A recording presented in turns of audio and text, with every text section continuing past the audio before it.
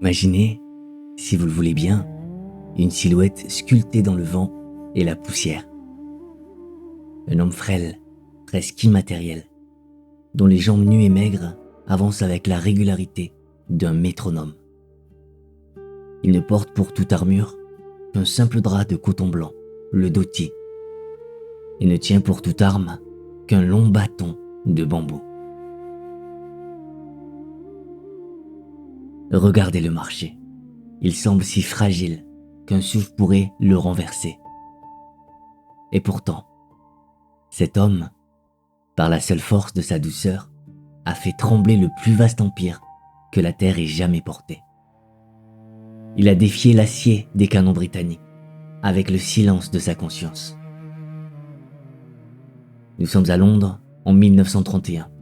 L'air est froid, humide, chargé de la solennité de la vieille Europe. Ce petit homme, Mohandas Karamchand Gandhi, est invité à prendre le thé au palais de Buckingham avec le roi George V et la reine Marie. Imaginez le contraste saisissant. Le faste impérial, les velours lourds, l'or des lustres. Et au milieu de tout cela, cette grande âme, le Mahatma, vêtu comme le plus pauvre des paysans de son pays.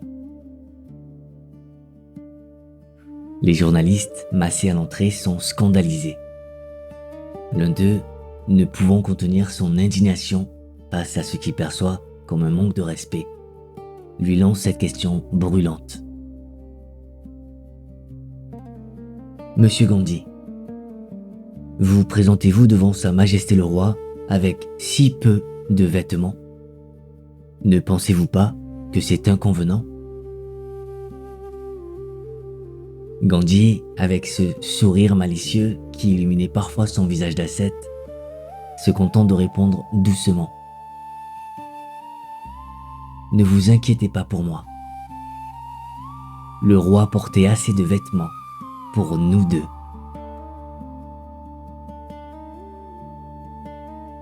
Regardez bien cette réponse. Ce n'est pas seulement de l'humour, c'est de l'alchimie. Il n'a pas seulement répondu à un journaliste, il a désarmé l'ironie du monde. Il a affirmé qu'il n'avait pas besoin de se draper dans les symboles de la puissance pour être puissant. Il a montré que la souveraineté véritable, la seule qui compte, est intérieure. Elle ne dépend ni des couronnes, ni des uniformes, ni de l'approbation des autres. Comment un jeune avocat, autrefois si timide qu'il tremblait devant les juges, si ordinaire qu'il en devenait invisible, a-t-il pu devenir ce géant moral? Comment a-t-il transformé sa peur en une lumière capable de guider des millions d'âmes? Car ne vous y trompez pas, Gandhi n'est pas né saint. Il n'est pas descendu du ciel enveloppé de sagesse. Il a été pétri de doutes, de colère et de faiblesse, tout comme vous, tout comme moi. Son histoire n'est pas celle d'une perfection innée, mais celle d'une lutte acharnée pour polir son propre cœur, jusqu'à ce qu'il devienne un miroir pour l'humanité. Je vous invite, dans les minutes qui viennent, à marcher à ses côtés. Non pas pour admirer une légende intouchable, mais pour découvrir l'homme derrière le mythe. Pour comprendre comment la douceur peut devenir une force invisible. Pour apprendre, peut-être, à tisser votre propre lumière dans l'obscurité du monde.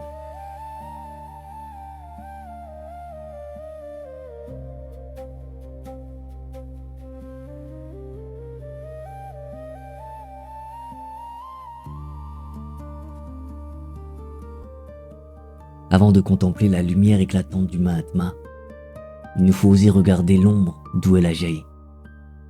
Car voyez-vous, la grandeur n'est pas une montagne que l'on gravit au sommet de laquelle on est, c'est une vallée obscure que l'on traverse. Mohandas n'est pas venu au monde avec une armure de courage, loin de là. Dans la petite ville côtière de Port-Bandar, il était un enfant hanté par l'invisible. Il craignait les fantômes. Il tremblait à l'idée des serpents. Et l'obscurité était pour lui un royaume de terreur. Il ne pouvait fermer l'œil sans qu'une lampe ne brûle à son chevet, petite sentinelle de lumière contre ses propres démons. Imaginez cet enfant, puis ce jeune homme. Il était un élève sans éclat, marié à l'âge tendre de 13 ans à Castourba. Il n'était pas encore le sage détaché de tout. Il était, au contraire, un époux tourmenté par une jalousie brûlante. Un adolescent luttant contre les tempêtes de ses propres désirs. Il était humain, terriblement humain. Et c'est dans cette humanité fragile que s'est ouverte la première grande blessure, celle qui allait devenir la source de sa force. Écoutez bien, car ce moment est le creuset de son âme. Une nuit, alors que son père gisait sur son lit de mort, le devoir appelait Mwandas à rester, à masser les jambes de celui qui lui avait donné la vie. Mais la passion de la jeunesse l'a emporté sur la piété filiale. Il a quitté le chevet du mourant pour rejoindre la chambre de son épouse, poussé par le désir charnel. Et c'est durant cette courte absence, dans ce vol de temps dérobé au sacré, que son père a rendu son dernier soupir. Lorsque la nouvelle l'a frappé, la culpabilité s'est abattue sur lui, comme un ciel d'orage. Il n'avait pas été là pour recueillir le dernier souffle. Cette douleur, ce remords cuisant, ne l'a jamais quitté. Mais au lieu de le détruire, cette épreuve a planté en lui une graine, la soif absolue de maîtrise de soi, le brahmacharya. Il a compris, dans les larmes, que pour servir le monde, il devait d'abord cesser d'être esclave de ses propres pulsions. Pourtant, le chemin vers la sagesse est sinueux. En 1888, cherchant à fuir ses échecs et à trouver sa place, il traverse l'océan pour Londres. Là-bas, le futur ascète tente de se draper dans les habits du conquérant. Regardez-le avec tendresse, le jeune Gandhi, vêtu de costumes coûteux, taillés à Bond Street, prenant des cours de danse, s'essayant maladroitement au violon. Il voulait être un gentleman anglais. Il pensait qu'en imitant l'écorce de l'Orient, il en acquérait la sève. Mais un masque, aussi élégant soit-il, finit toujours par étouffer celui qui le porte. Il a vite ressenti le vide de cette existence d'emprunt, la vanité de vouloir être un autre que soi-même. Il rentre en Inde, diplômé mais brisé. Avocat timide, il se retrouve paralysé lors de son premier procès à Bombay, incapable de prononcer un seul mot pour défendre son client. Le silence de la peur lui noue la gorge. Il doit rembourser ses honoraires, humilié. C'est ainsi qu'il se tient devant vous, à ce carrefour de sa vie. Un homme en échec professionnel, un fils rongé par le remords, un avocat sans voix. C'est un homme qui fuit, presque par désespoir, vers l'Afrique du Sud. Il ne sait pas encore qu'il ne part pas pour un simple travail, mais qu'il marche vers son destin. Il ne sait pas que c'est là-bas, sur une terre étrangère, que l'homme tremblant va enfin apprendre à rugir.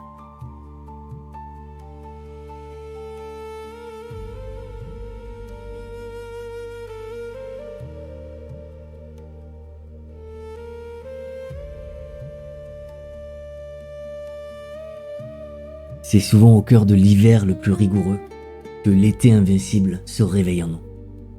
Et pour Mohandas, cet hiver portait un nom, Peter Marisbourg.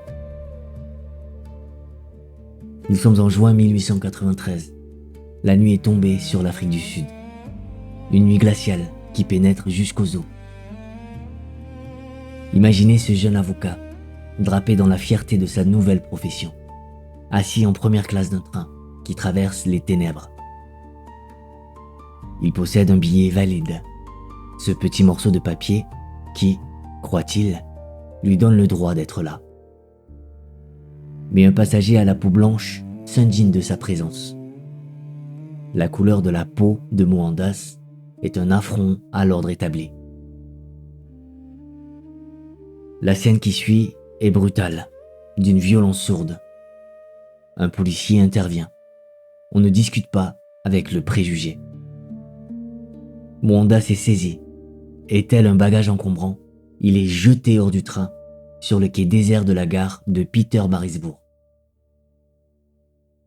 Le train s'éloigne dans un sifflement, emportant avec lui la chaleur et la lumière, le laissant seul dans le froid mordant.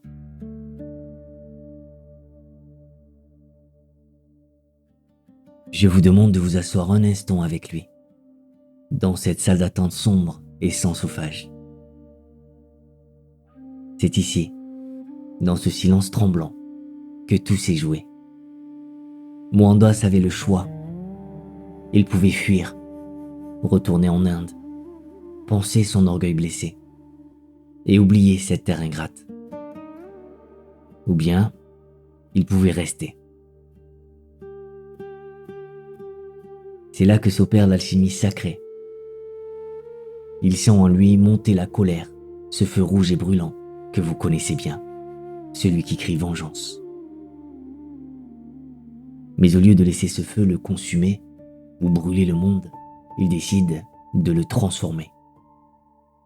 Il comprend, avec une clarté foudroyante, que l'homme qu'il a jeté du train n'est pas seulement un bourreau, mais une victime. Victime d'une maladie de l'âme, d'une peur qui le rend aveugle à l'humanité de son frère. Gandhi ne veut pas vaincre l'ennemi, il veut le guérir de sa propre injustice. La nuit de cette veille est née une étoile que le monde n'avait jamais vue, le Satyagraha. Écoutez la musique de ce mot sanskrit. Satya, la vérité. Agraha, la fermeté, l'insistance. Ce n'est pas, comme on l'a trop souvent dit, de la résistance passive. Oh non, il n'y a rien de passif ici. C'est la force de l'âme. C'est l'art de tenir bon dans la vérité, comme un arbre tient bon dans la tempête, sans jamais chercher à briser le vent. Pendant 21 ans, l'Afrique du Sud devint son laboratoire et son propre corps, le creuset de l'expérience. Il a appris à ses frères et sœurs à accepter la souffrance sans jamais la rendre. Il s'est laissé emprisonner volontairement, transformant les barreaux de sa cellule en arche de triomphe moral. Il disait : « Ils peuvent emprisonner mon corps, mais ils ne peuvent emprisonner mon esprit. » Et le miracle, chers amis, c'est que cela a fonctionné. La douceur a érodé la pierre.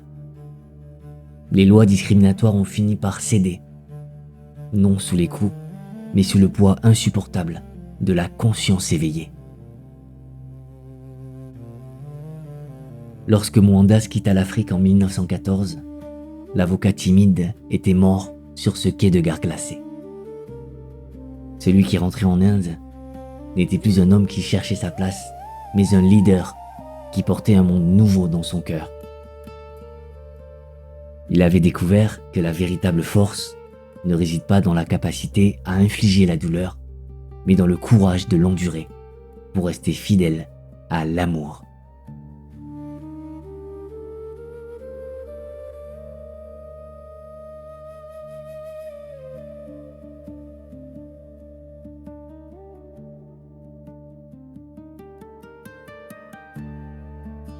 Lorsque Gandhi reposa enfin le pied sur la terre sacrée de l'Inde, en 1915, il ne chercha pas les palais ni les assemblées bruyants. Non, il chercha le cœur battant de son peuple. Imaginez-le, sinon les vastes plaines poussiéreuses, non plus en première classe, mais entassées dans les wagons de troisième classe, là où la sueur et les rires se mêlent, là où vit l'Inde véritable. Il écoutait, il regardait, et ce qu'il vit le transforma à jamais.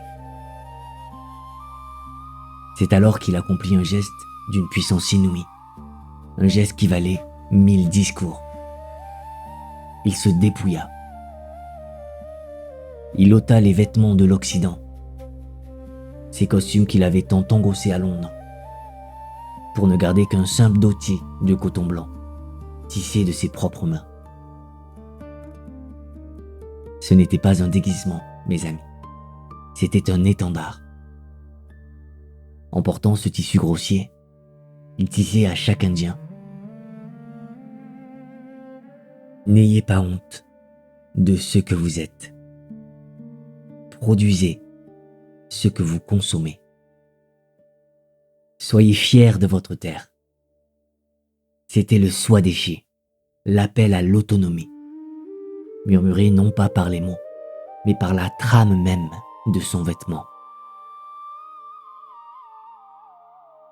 Puis vint l'année 1930, et avec elle, le chef-d'œuvre de sa vie, la marche du sel. Les Britanniques, dans leur arrogance, avaient taxé le sel. Le sel, ce don de l'océan, indispensable à la vie, présent dans la sueur de chaque paysan, comme dans les larmes de chaque mère. Il était interdit aux Indiens de le récolter. Gandhi, avec ce génie simple qui touche l'âme, comprit que c'était là le symbole parfait. Il n'a pas parlé de constitutions abstraites, il a parlé de sel. Quelque chose que le plus homme des villageois pouvait comprendre et désirer. Alors, il s'est mis en marche. Voyez-le quitter son ashram, un bâton à la main, suivi par 78 compagnons fidèles. 390 km sous un soleil de plomb. 24 jours de poussière et de chants. À chaque village traversé, la rivière humaine grossissait. Les routes se noircissaient de monde. Les cœurs battaient à l'unisson. La tension montait, palpable, comme un orage avant l'éclair. L'Empire retenait son souffle.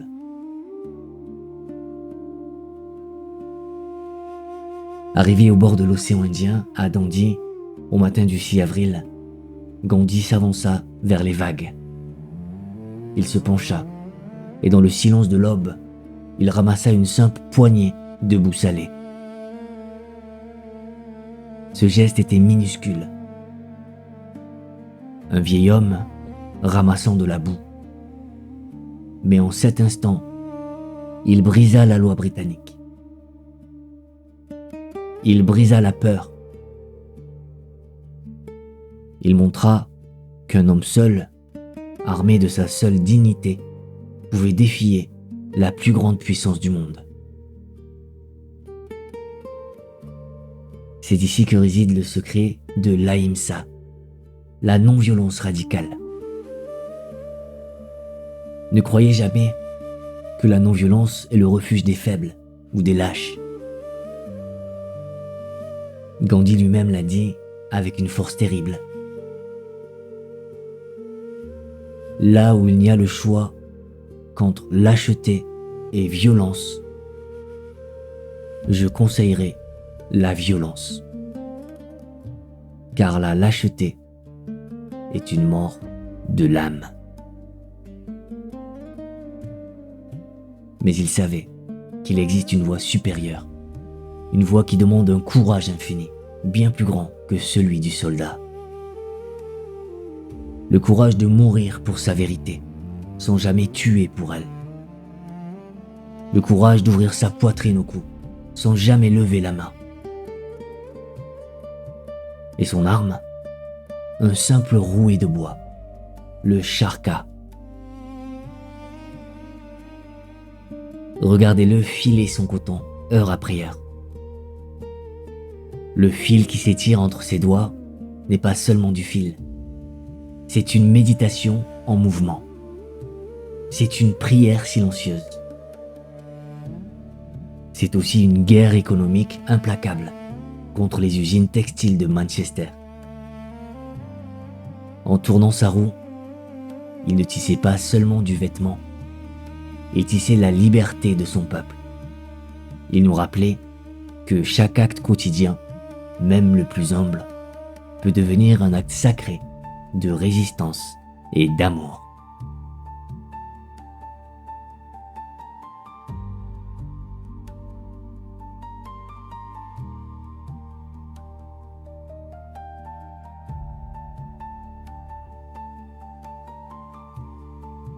Le temps a passé, les rouets de bois se sont tus, et l'Empire britannique s'est effacé dans les brumes de l'histoire.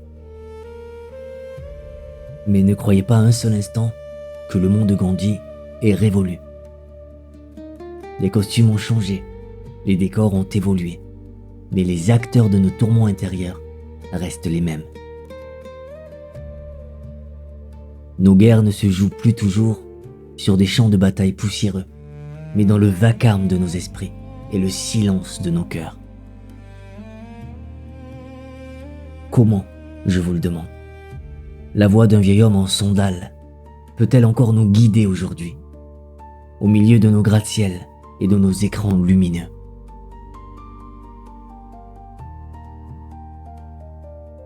La première leçon qu'il nous murmure est celle de la légèreté.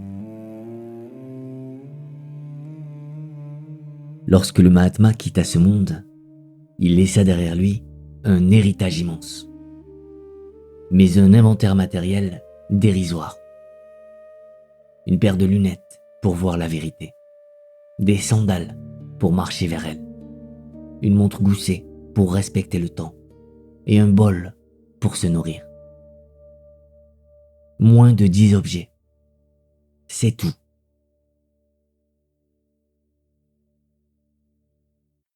Regardez autour de vous. Regardez vos maisons, vos vies encombrées. Nous pensons posséder les choses, mais ce sont les choses qui nous possèdent. Elles demandent notre attention, notre argent, notre inquiétude. Gandhi nous enseigne que le minimalisme n'est pas une privation, c'est une libération. Simplifiez votre espace et vous verrez votre esprit s'éclaircir. Déposez le fardeau du toujours plus et vous retrouverez la joie simple, cette sobriété heureuse qui permet à l'âme de respirer enfin.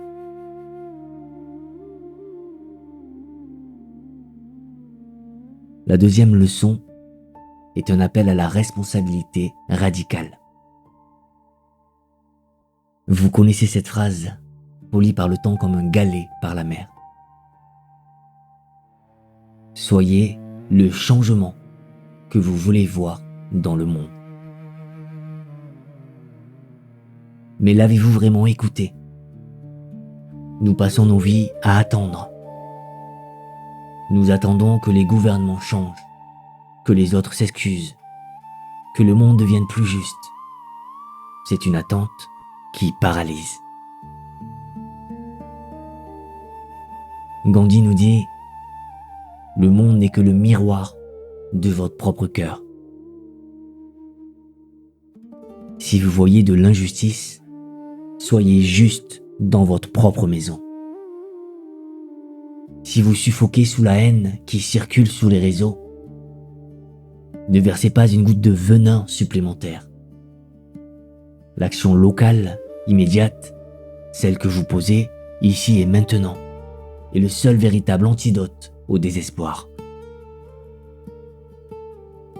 Ne cherchez pas à sauver l'humanité entière. Commencez par sauver l'humanité en vous.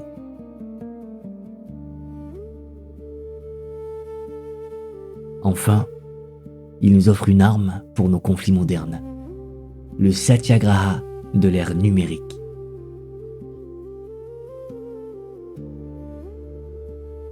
Aujourd'hui, nous nous battons à coups de mots tranchants derrière des écrans de verre. Nous cherchons à humilier l'adversaire, à le vaincre, à l'écraser sous notre raison. Mais Gandhi, lui, cherchait toujours la parcelle de vérité chez son ennemi. Il ne voulait pas vaincre l'Anglais. Il voulait le convaincre, le sauver de sa propre erreur. Appliquez cette sagesse dans vos familles, dans vos débats virtuels. Ne cherchez pas le triomphe de l'ego. Cherchez le terrain d'entente. Écoutez, non pour répondre, mais pour comprendre.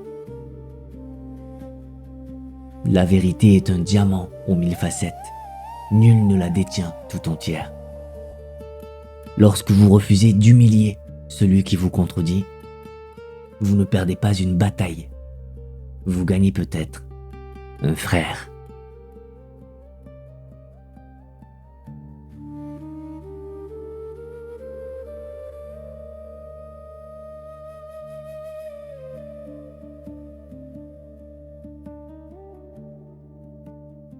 Et ainsi, l'aube de la liberté s'est enfin levée sur l'Inde.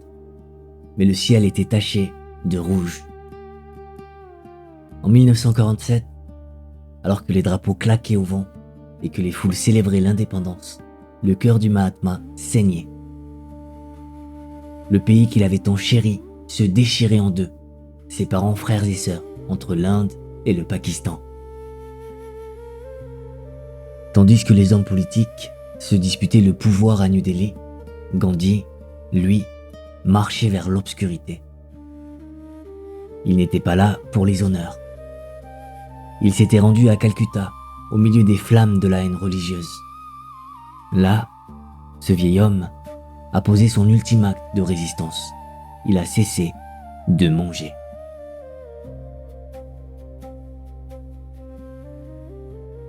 Imaginez la puissance de ce silence. Son corps, déjà si frêle, se consumait volontairement. Et face à cette souffrance, offerte par amour, la violence des hommes s'est figée. Là où 50 000 soldats n'avaient pu imposer l'ordre, la fin d'un seul homme a ramené la paix. C'était son moment le plus sombre, et pourtant son éclat le plus pur. Puis vint le soir du 30 janvier 1948. Dans les jardins de Birla House, alors qu'il se rendait à la prière, le destin l'attendait. Nathuram Godse s'est approché. 3 coups de feu ont déchiré l'air. 3 balles de métal contre une poitrine de chair. Mais regardez bien cet instant, car il contient toute sa vie. En tombant, tel un grand arbre retournant à la terre, ses lèvres ne se sont pas tordues de haine. Elles n'ont proféré aucune malédiction contre son assassin. Elles ont simplement murmuré « Et Ram, ô Dieu !» Une acceptation ultime, un pardon immédiat.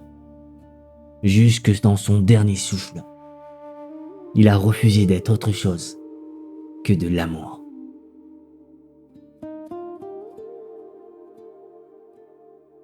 Et que nous reste-t-il maintenant que la voix s'est tue?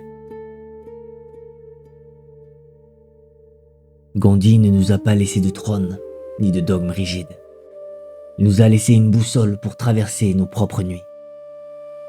Il nous a prouvé que la douceur n'est pas une faiblesse, mais la forme la plus évoluée, la plus redoutable de la force. Une force capable de dissoudre les empires de pierre et de faire fondre les chaînes de nos cœurs.